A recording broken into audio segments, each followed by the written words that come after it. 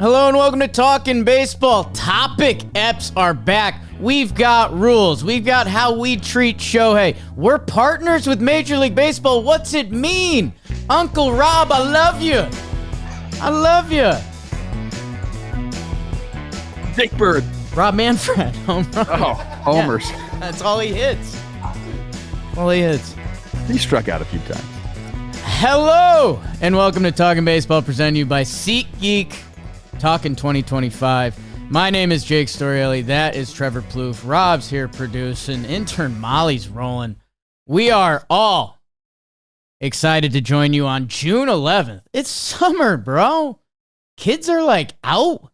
It's happening. You go to a game, you're in the 80-degree heat, and Jomboy Media is hot in the streets. We'll address the elephant in the room. Me and Trev now, we're basically puppets. How you doing, Coach? I'm doing great, man. I really am. It's my birthday week and Father's Day week. So, I'm actually getting treated really nice. Like, I'm getting lots of early birthday texts. Obviously, this big news dropped yesterday. Right. So a lot of people are congratulating me. I'm like, I didn't really do anything, guys, but I like when people congratulate me.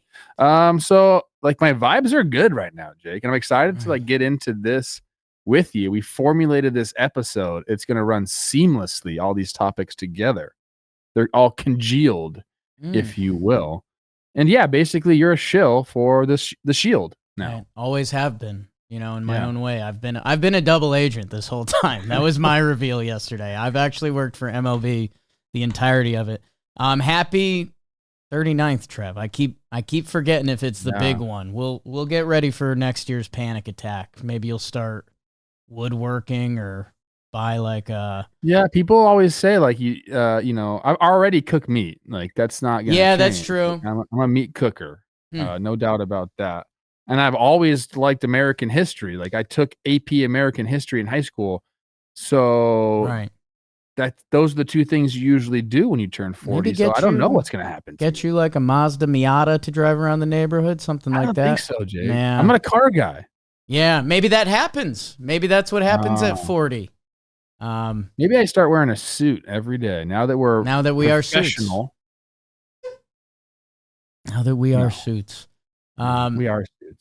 Let's talk about it. Yeah, let's get that out of the way, and then we'll get into some good classic baseball topics. It's all brought to you by our friends at Shady Rays. Again, here we are, people. That's how corporate we are. We're Shady Rays people. Shady Rays is the absolute best. I busted out the big boys today. I was like, you know what? It's summer. Big Jomboy MLB news yesterday. Don't want to get too much love on the subway. Couple bros said hi. It's whatever. Shady Rays, world-class product. 5 stars by over 300,000 people. They have so many different sunglasses. And like I started the ep, summer's here. You're going to need a pair of sunglasses. Maybe get 2. They've got their lost or broken replacement. If you don't love your shades, exchange for a new pair or return worry-free within 30 days. And exclusively for our listeners, Shady Rays' best deal of the season. ShadyRays.com, code TALKIN, 35% off your next pair of polarized sunglasses. Code TALKIN at ShadyRays.com. Get yours now. Well, I guess if there's anybody with no idea, if you don't social media with us, you just throw on the YouTube or the podcast and listen to us yuck ball. You're our kind of guy. Yeah, I like that for you. I aspire to be you. Me and Trev aren't as big on the TikToks as we'd like to be. We have partnered with Major League Baseball. Major League Baseball has invested in us. I don't need to go down the investment path because I think people know my stock portfolio. I did get a comment about my silver stock last night on Instagram that made me laugh. Basically, we've run the rigmarole with MLB for years. That initially, when we came on the scene, Trev, they were scared of us. They didn't have control or power over us. We kind of not broke the system a little bit, but we changed the game. We got big on YouTube, podcasts, and everywhere else, social media. That I guess in fairness to MLB, they never came at us in a big way, they did at times try to slow us down, which was like, what? Like we're here trying to grow the game. And we in the past year or so, we got talking to the right people, and basically the big thing we said is like, hey, we still want to do our stuff. And I guess that's where I would start with people listening to this, because there's a ton of comments that like, oh, here we go. And we joke about it at the start, but we said, like, if you guys want to be with us, that's cool, but we basically just want to do what we do, but just try to do it bigger. And MLB, basically, that was the first thing they shook on, and it's going to open up a lot of opportunities. So, Trev, I guess even as a friend and as business partners and guys that met in 2019, and Jimmy's little brother Luke stepped on your shoe as we started this partnership, I guess I'd love to hear your friend thoughts and then give stuff for the people too. Number one, I think I'm proud of like our company. There's a lot of people that no one ever gets to see. They see us on the screen all the time or on their social media because they're posting us. And there's a lot of people that are driving our social media. There's a lot of people producing these shows, editing them. And so I want to give a shout out to them because, they make us appealing. We put in our work, and, we show up, late nights, early mornings, doesn't really matter. Like, we're ready to talk ball, but it's because that's what we like to do. I realized, Jake, that I really have given like my life to baseball. Yeah. And it wasn't really my choice at first. Like, I just started playing baseball, and then I was good at it, and then I kept going. And then after I got done playing, found myself working in it again. Now I coach youth baseball. So it's like really into this game, and I do want to promote it. I think it is a beautiful game, and I want to bring it to as many people as possible because I feel like it offers great life lessons for kids. I'm at that. Maybe that's where I'm at with my 40. Yeah, my 40s. Mentor Trev is here. Yeah. Okay, but I do see it, man. Yes. I truly believe that playing baseball can help the youth of this nation. It teaches you about so much. I want people to like it. I want people to play it. That's like honestly my number one goal here. And it's become more clear to me that that's it as I started coaching youth baseball. Like, kids need guidance, man. And like, look, yeah, everyone has their own parents, but there's something different about a coach telling you something than your parent telling you something. Kind of got off script there. Yeah. But that's kind of how I feel. And partnering with Major League Baseball is just going to offer us more opportunities to grow and to have our voice be heard. And yeah, you're right. Like, there has been friction between us and Major League Baseball at points, and at times a ton. And going back to our labor pods, me at the MLB draft and Manfred shooting a look at me. I didn't know if he was trying to square up. Yeah, I didn't know. I think so. You never know what he's got. I don't know if he's got MMA training. I don't know if I mess with Rob Manfred. But now, like you said, I think it is important, and we said it now a couple of different times, that we'll just continue to be who we are. We're just a little more access. Yes. So I think that's kind of like where I'm at. I'm excited. I haven't really fully comprehended, even though this is like these talks have been going on for a year, maybe plus. I still really haven't fully comprehended, or maybe I just don't know like what it truly means for us. I guess we're going to find out at some of these big events. Like, we're going to the All-Star game like we always do. I'm curious to see what happens there. The home run derby, all these things. Like, I think a lot of that is still up in the air. And one thing I'll promise to our audience, I promise, like, we'll continue to just act this way. I don't know how to act any other way, Jake. And I know that brain that you have can't change. I tried to turn myself off for years, and it didn't work. And then I fell into whatever this is now. Like, literally that was the first. I want the people to genuinely know that was one of the first things when conversations got real, that it was like, hey, it's a non-starter. And baseball, to their credit, they knew that. They came in and they were like, no, like, we don't.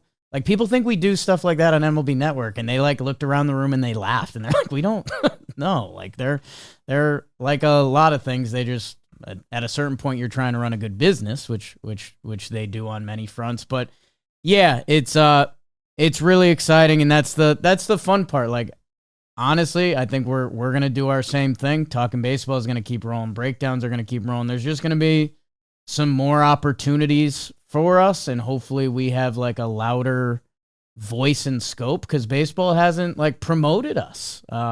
Which again, whether that's social media or I don't know, I'm trying to get a little, hey, every fifth inning of a game, throw in a little Talking Baseball pod promo. I don't know. Why not us? Of every game? Yeah, I mean, hey, I aim for the Trev, if you aim for the moon, you land on the stars. I want you to think about that. That's not even true. That's not true. That's why would people say that? If you aim for the stars, you might end on the moon. You know what's the stars are far saying away. That? I've heard about that. Yeah. So I don't know. And I guess the final, well, not final zoom out, but like, again, like this should lead to a lot of cool merch opportunities. Like I know that's, for some people that's not the biggest thing, but I think we can use like team logos and stuff. So like we can make some like real cool merch. And we're excited to cook and to see where this thing lands, man. Cause there's a few other sports that whoever we are in that sport, whether it's football, NASCAR, baseball, whatever it is, like we've seen that kind of creator or fan lane really open up and blow up. And in a way we have been that, just not been with baseball. So now that we're running parallel together, super excited to see what that's going to lead to. You and me on the field at the World Series. I don't know. Why not? No, Pop, because we got to record our EPs, dude. I know. We can record on the field now. There's nothing better than a Talking Baseball World Series EP.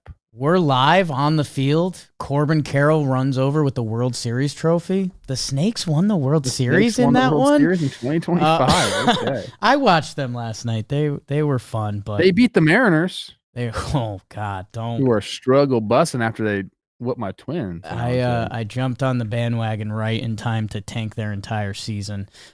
So yeah, people, you're still gonna get the real us. And where I was leading with that final speech before was a thank you. Like I'm always super appreciated because all our stuff did start with Yanks and talking Yanks and Yankee stuff, and I'm like a Yankees fan. I've never lied to the people about that. But then this was the next part. I still remember the day that because I've always been a sports loser. I think the regular people that listen to this, the people that have been here from the start that have listened to this know that I'm just a sports loser and I love baseball. I still remember the day I told Jimmy, I was like, hey, when do you think we could do like all of baseball? And at first Jimmy was scared because Jimmy, and it's part of the reason he hasn't been fully participating in Talking Baseball. Jimmy needs the knowledge. He needs like all the knowledge. That's his safe place. I'm that guy that operates with a dangerous 20% of knowledge and let him cook and see what happens. I still remember the day I was like, Jim, because every like 3 months I'd be like, when should we do the all of baseball? And he was like, no, like, I don't think I can do it. I don't think I can do it. And then one day he was like, a month or two. And then I was like, all right, let's cook. And then Coach Trev, serendipity, or, the guy that was playing ball that had a notes app going with all of his ideas that he wanted to help. I have so many good ideas. I know you do. Major League Baseball. We got to get that kids cartoon going at some point. I love the kids cartoon. Stop giving my ideas away. I know. Oh, shout out Ollie, my friend. Ollie Lynn. He gave a DM yesterday that was very nice. And he said that he supports my dream retirement job of taking over the Rockies. So, but I think that's because he knows I'm ready to pay some players. To pay his I'm ready to pay some players. Hey, let's talk some ball. And we're going to talk some rule changes. We were laughing before the show because we were like, we talked about how now Uncle Rob is our best friend.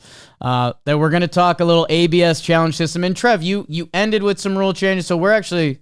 We might end up being tough on Uncle Rob. And all of this is brought to you by DirecTV. DirecTV. Today's episode is sponsored by DirecTV. If you're ready to experience baseball like never before, DirecTV is the ultimate destination for baseball fans, bringing you right into the heart of America's pastime. That's just a strong sentence.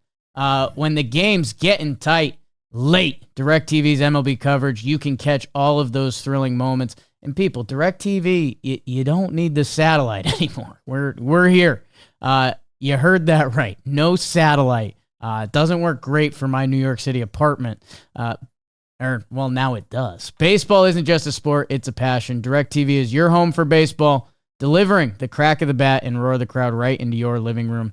If you're ready to transform your baseball watching experience, head to directv.com/Jomboy or scan the QR code on the screen to learn more. So, Trev, off the top of this, it's been rumored for a while. We just got our first kind of, I don't want to say official update on it, but Manfred, MLB will propose automatic ball strike ABS challenge system for 2026. The 2-challenge appeal system that we've heard and seen, we've seen it in spring training. We've seen it in some minor league games. As we've tracked for the past 5 or 6 years now, Trev, this has seemed to be on the path of MLB changing rules that we've seen change. It's kind of happening. Yes, and I still think players are going to be skeptical about it. I know they got a taste of it in spring training, and most guys who I've talked to liked it. They like the ability to be able to challenge. I think there is a little bit of nervousness of guys, doing that in a regular season game and being wrong. I think there's a lot of fear there with them, but the opportunity to be able to change a call in a big spot, I think really, really appeals to players. I think that's the biggest reason why guys would want it. And you see it basically every night. If you watch baseball, it's somebody in a big moment feeling like they got hosed on a call, arguing a little bit, but they can't do anything about it. Now it's a touch of the helmet and we see who was right. And I think that's going to be interesting. There's a few things that I still have questions about. I think overall, most fans are in favor of this. I think it is important that we keep umpires there who are going to call a majority of the pitches, and then every once in a while just get challenged.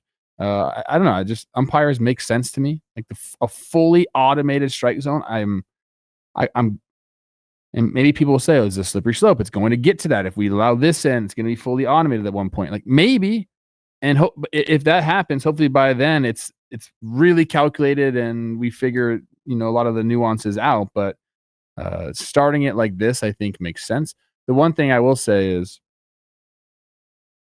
there are times where I feel like that kind of strike zone, like if we went fully automated, I guess, right. There are times where it just wouldn't make sense in a game, because there are times in the game where a human umpire will expand a strike zone. Right. And I think it is for the good of the game.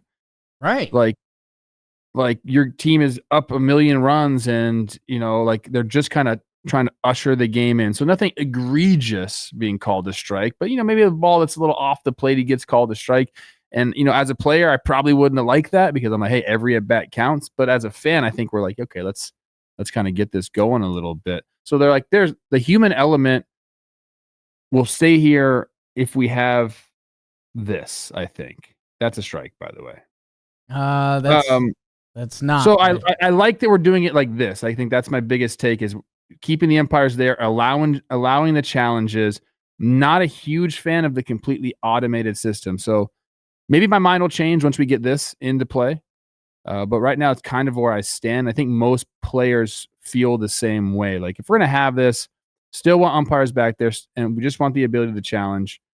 And again, I think letting the guys have it in spring training was a good testing ground, and most people, like 95 and above, enjoyed it. I was pretty nervous for the pitch clock. As the quote unquote romantic baseball fan, the only game without a clock and all that spiel that would go on. And we were worried about the big moments because that's where baseball won. That's when, the setup guy in the 8th inning and there's runners on 2nd and 3rd and he steps off the mound and you start doing the fun part of baseball. That's like, okay, the runner on second base, he's actually not that fast, and every outfielder has a cannon. So if he's going to be running on the pitch, so if it's a hard hit single, there's going to be a great play at the plate, or, it's where baseball any sport you can do a little bit of that, but basketball is so free flowing when it's right. Same with hockey. Football, if you want to do that on any play, like, the football guys that are deep in the sauce, you can enjoy football that way, or you could be the fantasy football weekend warrior that's like, get it to Justin Jefferson. I like to split the gap there. For me, man, the pitch clock landed in such a great spot because the main part of it was cut out 95% of the nothing.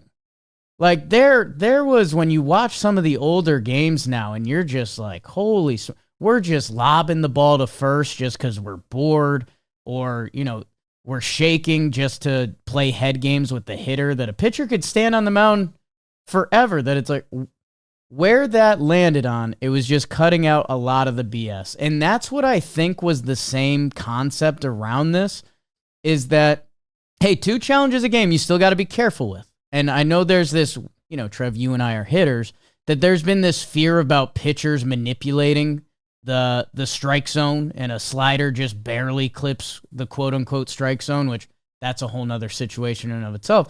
But if a pitch is that close, that's not what we're doing. We're doing hey, it's a 1-1 count, and a ball was clearly off the plate, and the ump just missed it. He zooted it, because these sliders are now coming in at 91, that the difference between a 1-2 count and a 2-1 count in a big situation in the game, that's the part that frustrates you. I don't want to just do Yankees references, but Tim Hill had one of these against the Red Sox this weekend, where it's a 1-1 count, and Tim Hill throws bizarre. Like, if you're an ump, you shouldn't be trained to see that. It was a strike, like right at the belt, but the ump missed it. And 1-1 went to 2-1 instead of 1-2 against Duran, I believe. And then, Duran gets a hit the next pitch, and you start doing the game of baseball. He probably would have got a hit anyways. Duran's really good and really fast. Tim Hill makes you put it in play. But just taking out some of the egregious calls, I think, is what this is attempting to do. I want to see it, and I'll reserve judgment for when it's rolling, but I think it's set up for that. You can continue being a shill for the league, because we know that's what you are now. I'll talk on the player's perspective here. Sold out. I think it's going to be interesting, because this is going to happen. I believe the way this used to work was Manfred and the league could propose a rule change, and the players had a chance to veto it for a year. And then after that year, they could just basically just implement things, which basically, I don't even know why. Like, who came up with that? Was I on the bargaining committee for that? Because that seems crazy. I think so. Because if you can just implement it a year later, it doesn't make any sense. Like, you have no power. The players had no power essentially at that point. Now I think it's even quicker than that, and there's a rules like a committee that can vote on these things. So this is coming. I think what's going to be interesting is to see if teams say, you can challenge, you can challenge, you can challenge, you can't, and you can't. Right. Because there are guys, I feel like, they're going to do it too much and they have no idea if it's a strike or a ball. Like, that's going to be an interesting dynamic on each team. Like, I'm sure, on surface level, the teams will say, yeah, if you feel like you need to challenge, you can challenge. But in reality, I guarantee they're going to be like, you don't know what you're talking about usually, so be very, very careful with your challenges. Or a guy that has a great eye and has a good walk rate and has shown that and has a track record of it, I guarantee they're going to say, you got whatever you want, do it, because we know that you know the strike zone. It's going to be interesting to see, for me, who gets to do that. Because I think there will be guys that just don't tell anybody I said this, but you're not allowed to freaking challenge. You stink. Like, I think that's going to happen. And I think the one thing that people need to realize, which has made this rule really palatable for me, is the only people that can challenge are the catcher, the pitcher, and the hitter. And it has to be instantaneous. It can't be from the dugout. We can't wait 10 seconds. Challenge that last call. I think that needs to stay. We can't have, if this is going to come in and be implemented and be here for the rest of, time, it has to stay batter, catcher, pitcher. I would even honestly, I think it would be even cooler to do batter pitcher and not let the catchers be involved in it. But, catchers and pitchers are a package. They're a battery, if you will. Yeah, I was skeptical of that part at first because I was like, dude, these guys are so competitive. You don't want to give an app batter. That's what I'm saying. I feel like there's going to be a couple guys who at the beginning of a season just use up all the challenges. Right. And the team's going to be like, you're not allowed to do that anymore. Like a parent scalding their child. I got a few guys in mind that I think will do it. And that's where the details are going to come in because is it going to be like the other sports where if you get your 2 challenges right, you could keep going? Because I believe that's what it is. I think that's what they have proposed. That's how they were doing it in spring training was you get to keep your challenge. But then it gets tricky because if you do get one wrong along the way and then you're out for the later innings, was any of it worth it? So that's where, the team, Trev, how about this? I can spin this in an old school way. Maybe managerial styles will matter more because there's some teams that'll just be player empowerment. Hey, if it's a ball, go get it. But if you get it wrong, you might lose a privilege. Fired, yeah. Where other teams might just be like, hey, we're not doing it before the 7th inning. It doesn't make sense. It's baseball. Or there might be other managers that are like, the situation will dictate it. Like, hey, if we have 2 runners on in any inning, you're allowed to use a challenge. Like that seems like there's going to be something there. So that's where I think there can be fun strategy in this too. It's definitely going to be talked about. Hey, if it's 2 outs, and it's the 2nd inning and you think there was a ball called on you, like, don't use it. It has to be super egregious for you to use it. I think most teams will try to wait for, runners in scoring position, 2nd and 3rd, less than 2 outs, those types of situations where runs are available to them. Because as we know, Jake, you and I still like the stat called runs. Right. Runs scored. We have been pushing that, which now I'm wondering, was that me being the MLB shield again? I don't know. I mean, I think it makes sense. You and I agree. Runs scored are runs scored. Points on the board are points on the board, Bob. Yeah. But no, I think they will. I think each team will go over this in spring training, probably send memos out during the offseason for guys to get ready and really hone in on that during spring training. This is when we can use it. Because, you don't want to lose one early in the game for no reason. You need to be advantageous with these challenges in keeping them. So, it is funny that we're talking about this the day after we look at our headline right there. I mean, MLB and Jomboy Media, because I do think, and I've said this before, the deal. I do think that, Manfred has brought in some changes that have been really good for the game. I think it's almost undeniable. And, him and I have had our, well, I don't think he knows, but him and I have been sparring, last labor agreement, all these different things. I don't think he has no idea. Maybe he does, though. That picture with me and Rob Manfred, like at the All-Star game, him and I shaking hands, like looking at each other in the eye. I think it's going to go super hard. But I've said this for quite some time. I think the rules that he's implemented have really been good for the game. I was also skeptical about the pitch clock. I was skeptical about the disengagement rule. There's been a lot of things that have happened. The taking away of the infield shifts. Like, I think all of those have actually been really good for the game of baseball. It's brought back athleticism. The games are flying. And people might say that's not a good thing, but the pace is good. I actually don't like when I go to a game, sometimes I feel like they're moving too fast. It's great on TV. Sometimes I feel like when I go to games, it moves really fast. But then I think it's just the pace of it is better. And it keeps you engaged. Like, you don't want to get up. And now all these stadiums are having to adjust to that, like having Uber Eats or whatever it is, to your seats. Like, and they're going to have to continue to do that. But I think the changes have been almost universally good for the game. So Manfred's kind of like been on a heater. And I think most guys appreciate the ABS and what's coming. So shout out Bobby Manfred. Watching you sell out live is tough. I'll be honest. Yeah, I was getting squeamish. Am I getting people say we sold out? I haven't seen any money. So right. Is it called selling out if I don't get any money? How about this? Let's send it back at the league a little bit, Trev, and prove our worth to the people. Because we still want more. You and I, that's one of our fatal flaws. We still want more. Is that there's a couple other things they're still discussing. My one I always throw out when we do this is I'm trying to ban outfield shifts just because I think I want more doubles, extra base hits, guys running the bases, because I think those are some of baseball's next best moments. I guess the one that I'll, show that I'm not the shield for the league, this check swing one is ridiculous. Again, I know we're hitters. Have you seen how far they're letting the bat go? I have not, so educate me. My God, Rob, please bring up the image. Because in a couple of the minor league testing grounds, they're doing a check swing. They're trying to put a rule on it, which I do appreciate that. Like, if it is something crazy that when you read the check swing language and it's just like, we're making it up. It's any attempt to swing, right? Is the language. Which, okay, what's that mean?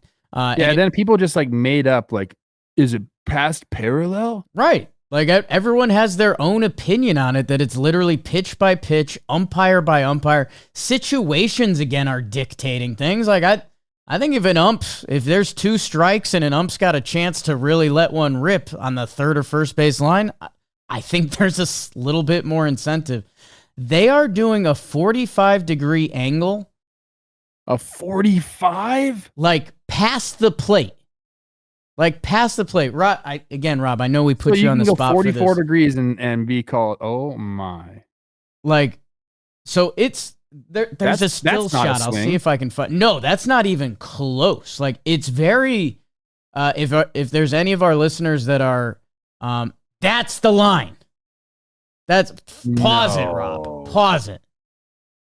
Yes, dude. That's what they're doing and you and me are hitters. We've covered this. So instead of parallel with the front of the plate, it's parallel with the baseline? Trev, if they allowed this, okay, let's go at the league. Hell yeah, I'm back. If they allow this, hitters are literally going to practice basically taking that swing and stopping. No, they won't. They'll go halfway every time. Why would they go halfway every time? Because you can. Dude, you can't just stop halfway and have a full swing and just expect to stop. Well, that's crazy. I'm with you that's too far. The rule right now is essentially, it's a made up rule. Right. It's does it go past parallel with the plate? Does he break the wrists at all? Does a bat plane break that parallel line with the front of the plate? That is egregious what you just showed me. There's no way that'll never pass. People, they'll fight that for sure. I'm interested. I actually talked about this, Jake, because if you don't know, not only do I do the 1 and 2 baseball shows in the world, I coach youth. I coach youth ball. I was a player. Yeah. I've been a rep. Yes. I also broadcast the game because that's all I do is promote this freaking game. Okay, okay, Rob, be nice to me. I talked about that. I said, I want to know if there's any correlation between guys who would just have banger forearms and the ability to stop a check swing. Because there was somebody, who the freak was it? It was in the A's. It was Ty France. Ty France has absolutely jacked arms if you haven't seen him. And he likes to show them off. If you ever seen him play, you can't miss him. He likes to show them off. But he was he's able to check his swing because he's so much stronger than other people. Right. So I was wondering, is there a correlation to that? Dudes with big forearms, less check swing outs. Don't know if anyone could ever figure that out, but I started thinking about that. So kind of mirrors what we're talking about here.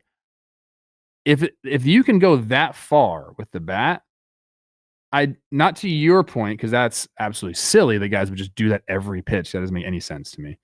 But would you start training the forearms and grip strength a little more, knowing that you could go that much further?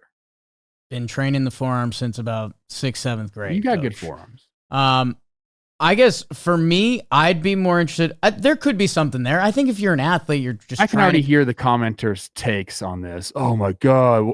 Tell that guy in the Twins have to shut up. He doesn't know ball. Yes, I do. He is ball. I am ball. I think pro athletes, that I know are trying to get their body in the best possible shape for the game they play. So maybe a little bit more, but also no, because this is so far past what we consider a check swing that if I was a player, I'd be like, okay, I'm even more covered right now. I'm more interested in, would guys potentially tweak their stance? Because if you have like a straight up or slightly inverted stance, that angle to get to is even more extreme. Because right now it's not taking your stance into account. It's just a 45-degree angle basically on the field that people may laugh at this, but in our warehouse, we deal with this, that like Dan Allen Rourke right now, he's so inverted that he can't do a legal swing if he checks up at all, he currently can't have a strike called on him. I know what you're saying. If with that example, if you're super closed off, yes, your barrel getting past parallel with the line Rob. is a lot longer than if you have an open stance. Because it's from the plate, so your stance or swing. That's a swing.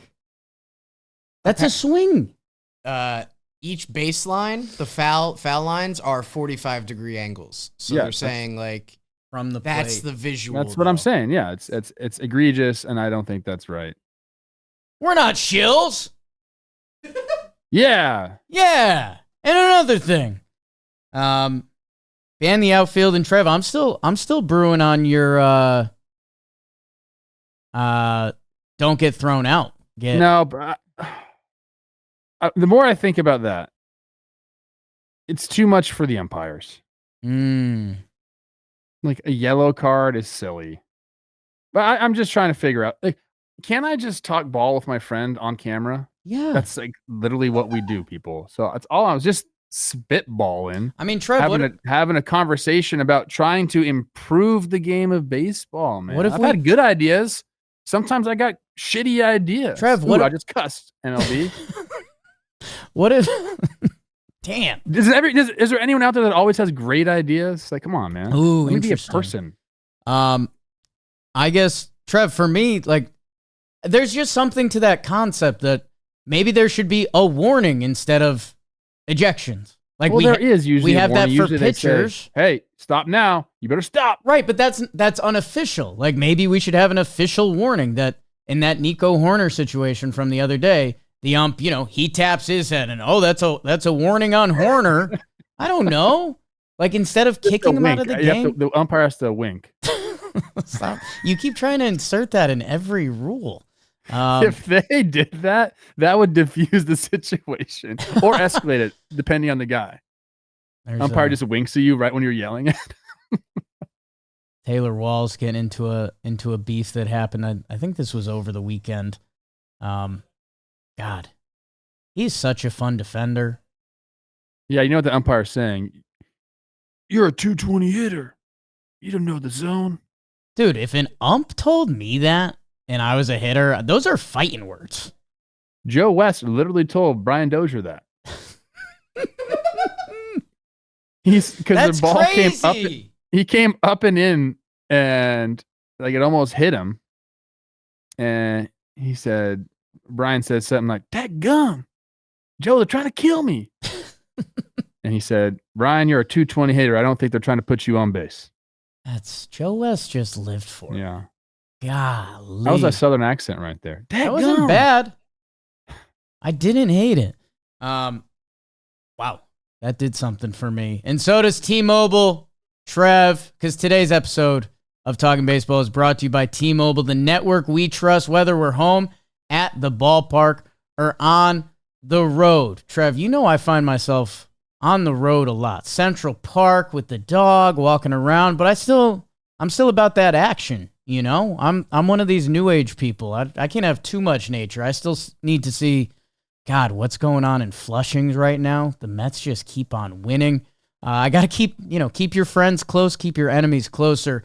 Hey, you can keep it all on America's largest 5G network with T-Mobile. Their Magenta status, discounted tickets to MLB games, hotel deals, free and flight Wi-Fi. Lost it. Perfect for trips like heading to the Derby. We're coming up with our All-Star Game plans. It's going to be a fun one this year, people. And you should get in on all the action with T-Mobile, America's best 5G coverage. Thanks to T-Mobile. Make sure you go check them out, tmobile.com/MLB. Yes, Trevor. I'd like to segue this for us. Please. Something I am pretty passionate about, and we saw it on display last night, is position players pitching needs to go. I get it. We put rules in to try to curtail it. It hasn't worked. I feel like I've seen more position players pitching than ever now. Teams are basically saying we forfeit. Wait, you don't think without Kike's, actually forfeiting? You think Kike's making a mockery out of it right here? I like Kike. Okay, I get what he's trying to do. It's fun. I don't even mind the helmet because he's throwing 50 miles an hour right up there, and you got to protect yourself. I think he's doing it a little bit for protection, a little bit to make a mockery of what the hell is happening. Yeah. And I'd like to get that out of the game. Yeah. I'm just not a fan of it. I don't think it's good for the sport at all. It's a bad look for the sport. He came in the 7th inning last night. Yeah. The 7th inning of a Major League Baseball game. 6th inning. A sixth? Jeez. Yeah, man. They already had a pitcher. They just burned him. He threw 111 pitches. They called him back up. Guarantee he's going to be sent out. And that's kind of what they're trying to stop. Clearly, It hasn't stopped it. It's not working. So I think here's a couple points I want to make about it. Number one, I think it's a bad look for the game. No other sport does that. You might bring your backups in at the end of the game. Right. But this is completely different. 6th inning, you still got to go out there and get 9+ outs. That's insane. Yeah. So if you're a team and it's the first game of the series, what do you want to do? Get the starter out of there. This is kind of old school, but still rings true. Get the starter out, tax the bullpen. I know there's long relief guys, but in any situation, you want to tax the bullpen. So you have guys unavailable for the next day. It's just game planning. You want guys tired if you're on the offensive side of the other team. Right. And you get up 9-0, and all of a sudden they bring in a position player to save their pitching. It's like that's not how it should be. Like, we're supposed to be using up your pitching right now because we scored a bunch of runs offensively on you. So I think there's that aspect to it. Obviously, that's why teams use position players to not use their pitching and tax the guy's arms. But that's the way of the game. Right. That's the way it should be. And I just don't think it's entertaining. Like, maybe a few fans, this is fun, this is great, but it's just not the game. It doesn't make any sense to me. And I feel like we've been seeing it more and more this year when it was supposed to be kind of going away. I don't know what the how you would fix it. Again, we've already implemented rules where they can't come in unless you're up 9-0 or it's late in the game. There are things, but I just think that is something that needs to be figured out. I don't really believe in waving the white flag and the game just being over, although I have suggested that in the past. I'm just spitballing because I do think people pay for a full 9 innings. You want to give it to them. If that means maybe after a time limit, you could end the game. Like, hey, 3 hours of ball have happened and now we can wave the white flag. I don't know. People, when I've said that, really don't like that because they want to be at the ballpark. So I don't know exactly what you would do other than just saying no position players can pitch. But I'm not a fan, dude. Are you into that at all? No, and it would blow me and Jimmy's mind a little bit early on because there used to be a cool thing to position players pitching. It used to be like, hey, here's a 9th inning and oh wow, like Nick Swisher knows how to throw a knuckleball or getting old with the people. Wade Boggs would come in and pitch. And dude, that was the other thing. They'd bring in the right fielder with the strong arm and you'd be like, all right, what are we going to do? Now with injuries and trying to protect guys, we don't do that, which it's a mockery. It's a mockery. I get that part of it that, yeah, I'm in on some sort of mercy rule segueing off that because Trev, it can be a good thing. Like I've used it, if it's up 10 after 7 innings or something like that, that if you're the home team and you're up 9 and you basically hit a walk-off mercy, like you watched a lot of baseball, your team won. Like I think that would be sick. And then, give them a free token to get a chicky sandwich after the game or something if you do that. How about it could be a tiebreaker. Right now it's head-to-head record, which I like. But sometimes you might play a team an even amount of games. Right. Does that happen? I don't think in division. I think during the year, yeah. Interesting. I probably should have thought about that. But maybe it's a tiebreaker. Hey, you mercied this team, so you have a half a point on this team. I like the idea of a mercy. I don't know what the numbers would be if it's going to be a straight up like 10-run lead.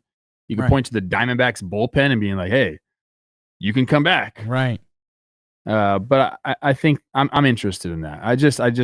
I'm not a fan of position players pitching. Yeah, and there used to be a fun aspect to it that's been taken away, dude. And this is okay. So a lot of teams don't like using relievers 3 straight days, which I support. I can support enough. These are the Dodgers pitchers that safely could have pitched yesterday on those standards. Alex Vesia, Ben Kasparius, Kopech, Dreyer, Banda. So, they had guys, but the strategy to win this series was to save those guys, which, again, you're taking away a reward from the Padres for bullying them around, which is supposed to be the whole where baseball's different and why series matter. And, I saw an unnamed team this year was getting blown out by the San Francisco Giants, and it was raining, and they literally argued the other team for the game to be stopped because of the rain, which, okay, the other team was the Yankees, and there's times when I try to stop my, I'm becoming an old Italian man. Like, sometimes I'll see someone on the subway who's just too happy, and it makes me mad. I'm trying to keep that buried down, because once it's out. I just don't know. But, dude, the Yankees were begging for a game at Yankee Stadium to be canceled because they were getting beat so bad. And, man, that should make fans of any franchise just, squirm for a night. That's not what we're doing here. How does that relate to what we're talking about? I'm lost. It's the strategy of throw Kike out there for 3.5 innings to save your bullpen because it helps you the next day. The Yankees tried to have a game rained out, and it got rained out. And literally Bob Melvin for the Giants is on the other side saying, please let the game go on because we want them to use pitchers. Yes. It's not. I don't know where we go. Yeah, I don't know if there is a good solution for that. But it's just something that I've been on for a while now. Just, man, if you're at that Padres game, you're stoked. It's 9-0. Maybe you laugh at Kike. Maybe most people by that time had a few pops and oh, this is fun. But I don't know, man. I see it and I start to go you got to turn the game off. It's not really anything, is what it's turned into. Indeed, you just realized your business needed to hire someone yesterday. How can you find amazing candidates fast? Easy. Just use Indeed. When it comes to hiring, Indeed is all you need. Stop struggling to get your job post seen on other job sites. Indeed sponsored jobs help you stand out and hire fast. With sponsored jobs, your post jumps to the top of the page and gets you relevant candidates. Posted directly on Indeed has 45% more applications than non-sponsored jobs. Hello. Significant. There's no need to wait any longer. Speed up your hiring right now with Indeed. Talkin' Baseball listeners will get a $75 sponsored job credit to get your jobs more visibility at Indeed.com/talkin. Indeed.com/talkin right now and support our show by saying you heard about Indeed on this podcast. Indeed.com/talkin. Terms and conditions apply. Hiring, Indeed is all you need. Trev, this has been one of the topics around the sport all year. And it segues us to stay into the Dodgers. And I don't think this is just a Dodgers thing because this is the guy that's supposedly the best to ever play this sport. And the part that makes him so special is that he's a two-way player. Shohei and his rehab. We just got another update. He threw 44 pitches of 3 simulated innings at Petco. So, hey, people would have rather seen that than Kike in his hitting outfit just throwing BP and getting scared on the mound. Anyways, that Trev, I'm just very genuinely interested in your perspective on it of like how would you deal if you were the Dodgers puppet master, how would you deal with Shohei in this? Well, this is a reason why we're kind of even talking about this. I mean, the Dodgers have had so many injuries to their pitching staff that they really are trying to be careful with their guys. So, obviously I'm a Dodgers shill along with a Rob Manfred shill. MLB. Everybody knows that, even though I wore a Giants hat on our last episode. California, Egypt, yeah, tri-tip. Tri-tip's so good. I'm sorry. Why'd you bring that up? Yes, the Dodgers are in such pitching peril that they are looking to like almost expedite Shohei back to the rotation. Where I think if they had a full complement of pitchers, they would not be saying, "Yeah, we'll bring him back for 2 to 3 innings." Yeah, they wouldn't be saying that. They'd say, "We're going to wait until August, and where he's built up to 75 pitches, and then we'll bring him back because we're going to be uber careful with this guy." I think they're. And tell me I'm wrong, Dodgers fans. I feel like they're so desperate for pitchers right now that they're like, hey, you threw 45 pitches in a simulated game. You're K-ing your bullpen catcher. Let's go. You're ready. But I'm excited. Look, I but what would you do? About it Genuinely, what would you do if you're in charge of the Dodgers right now? You've got this rash of injuries. Shohei is throwing. I don't rush him back. Right, but what's absolutely that? Silly. So what's that mean, though? You want to see him built up? I think he's got to get built up to 75 pitches. That's when I would attempt to bring him back because they don't want him as a reliever. Like, right. I don't think that's going to happen. They want the predictability of every 5 or 6 days, depending on what they do. This is your routine. He needs to be super routine oriented to be able to do what he does. You can't just say, so many people, put him as a reliever. It's going to save his arm. It's like, you can't do that. Like, when is he going to warm up? Yeah. Do you know what I mean? Like, when is this guy going to, like, he's DHing and then he's got to run out to the bullpen to warm up. Like is it unpredictability of that? Unpredictability. Why is there 2? I don't know, man. It should always just be un. The lack of predictability of that aspect. Well done. Makes it a non-starter. I'll say that. Okay. And maybe 5-6 years down the road they convert and maybe he is a reliever, but right now that's not going to happen. So I would build him back up to where he should be built back up to. I would not rush him back. In fact, I would go and make an effort to go get some starting pitching or some bullpen help right now. They're going to do it at the trade deadline anyway, so just go out there and do it now. And look, you can offer your prospects or your bottomless pocketbook that you got. And go out there and pay down some salaries and bring some guys over here. I think that's what you do. I don't think you rush this guy back. And if they do, I think it reeks of desperation. And I think, honestly, the Dodgers are kind of getting desperate right now. It's only June 11th. I believe they're still in first place, but they are seeing their pitching just continue to wither down. And I think it's really wearing on them. But again, I'm way more in the camp of, let's go get some people and figure all that out, then bring our A++ S tier player back too soon from an arm injury. S tier, nice reference.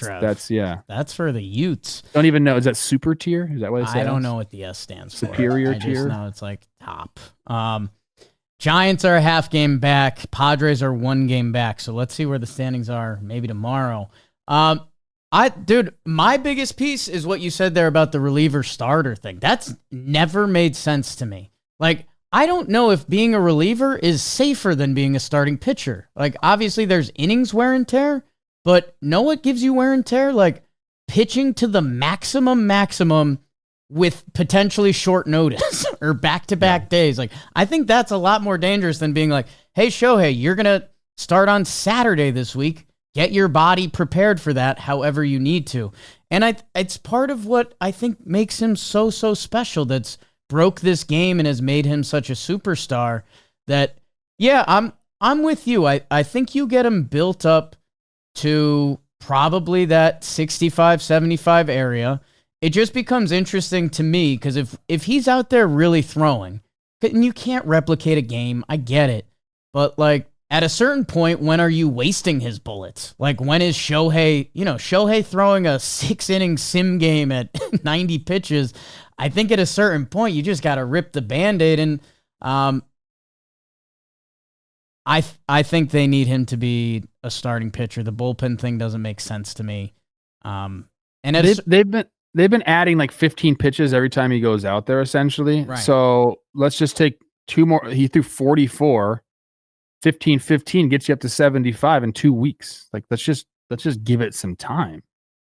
And I think that's where the not rushing, not talking Dalton, the not rushing here is like, I think everyone's just got to be real honest. Like, hey, it's a long regular season, and obviously we could use you, Shohei.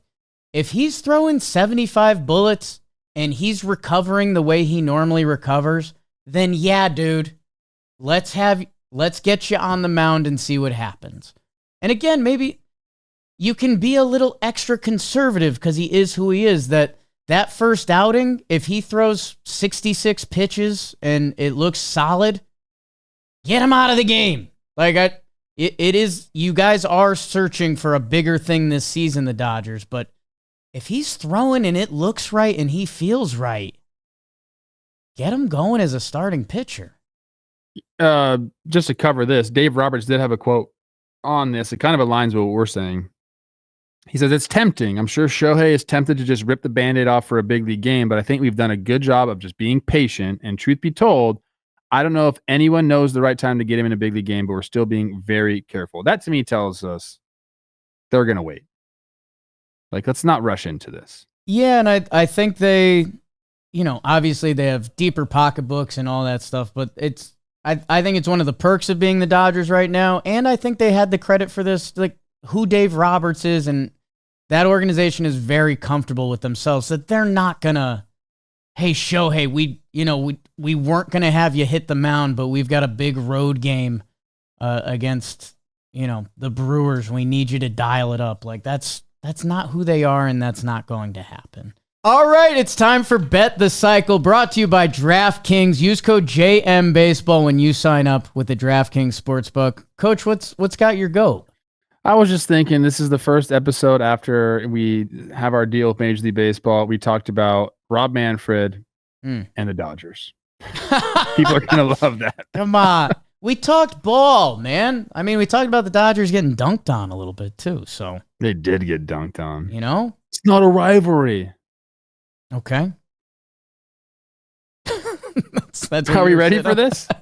I think so, big guy. You want to lead off or go to? Well, no, you're the singles hitter. That's not true, but I will tell you, and we're coming in with a single this week. We're going with the Giants win over the Rockies on Thursday. Our guy Antonio Senzatella, he's leading Major League Baseball in losses. The third worst ERA at 6.68. And Trev, I don't want to.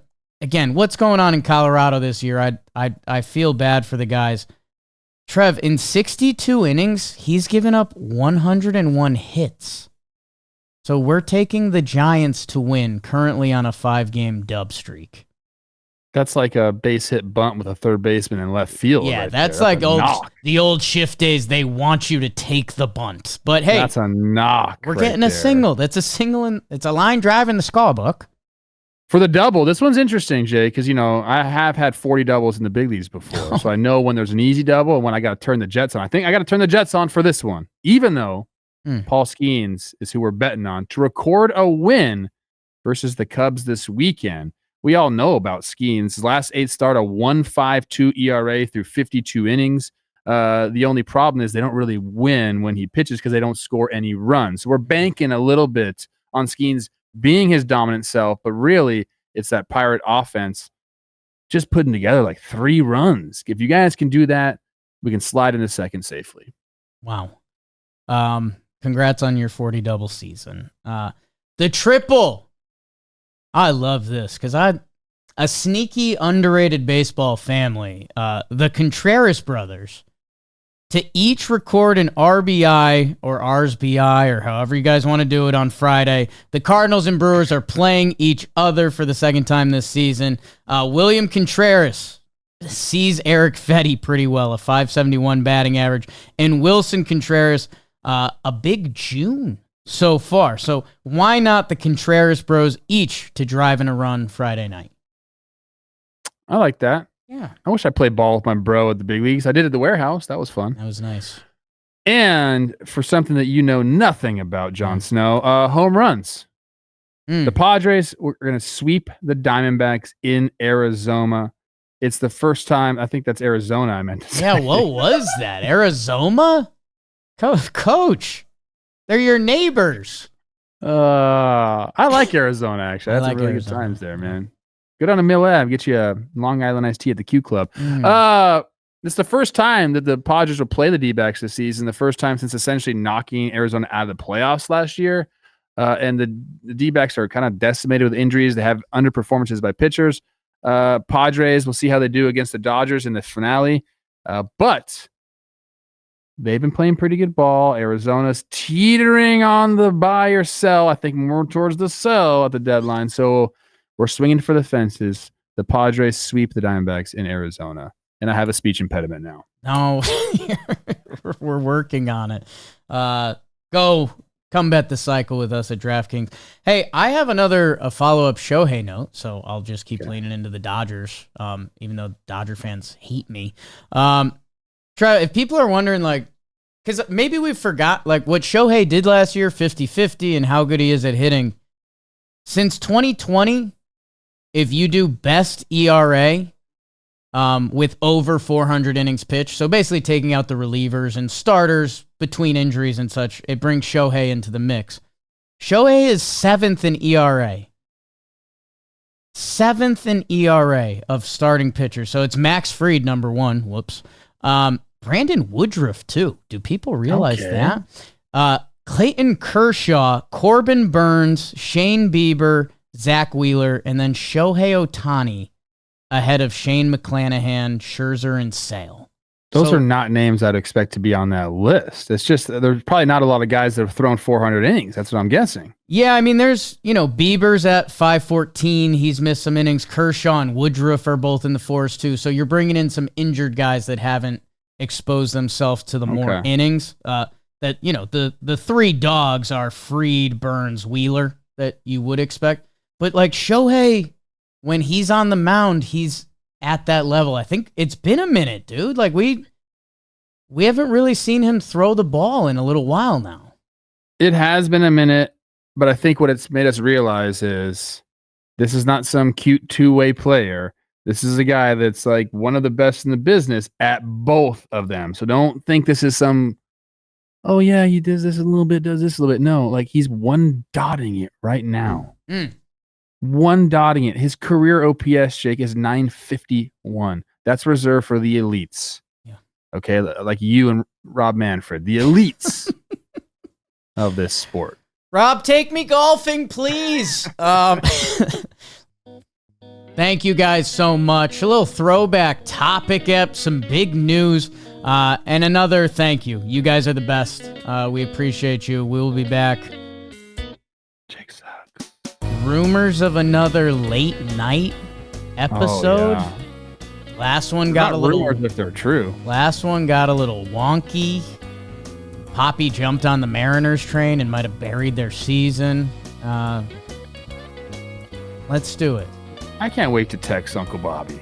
Him and I just going back and forth, ideas for the game. I want to do a skills competition, Rob Manfred. Let's do it.